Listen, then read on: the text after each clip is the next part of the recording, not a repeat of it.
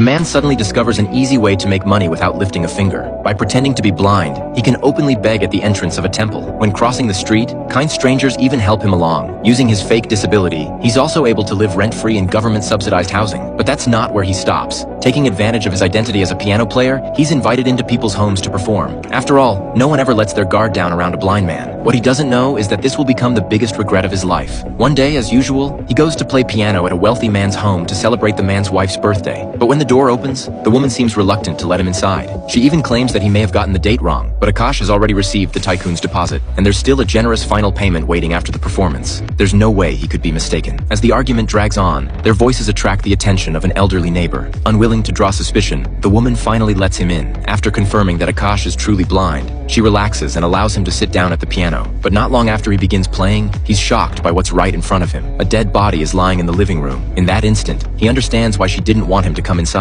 But he can't show panic. He calmly makes an excuse to use the bathroom. As he passes through the living room again, he deliberately steps into spilled red wine to appear more convincingly blind. He hopes the bathroom will give him a moment to steady himself. Instead, it's even more terrifying, because the killer is hiding behind him, holding a gun. Akash is so frightened he barely dares to breathe. One wrong move could expose him and get him killed. Luckily, he stays inside long enough that the man doesn't grow suspicious. When Akash passes through the living room again, he finally realizes the body on the floor belongs to the wealthy man himself. Though panic is tearing him apart inside, he has no choice but to sit down and keep playing the piano. Meanwhile, the woman pretends to call her husband, claiming he'll arrive in 10 minutes. Right in front of Akash, the two of them openly begin disposing of the body. Before long, the man stuffs the corpse into a suitcase, preparing to drag it away and destroy the evidence. The tycoon's wife, Simi, even walks to the front door, trying to create the illusion of welcoming her husband home. She then plays a recording of her husband's voice, pretending to speak with him in front of Akash. After just a few lines, she excuses herself, saying her husband has to step out for urgent business. The man puts on the tycoon's clothes and drags the suitcase out of the house.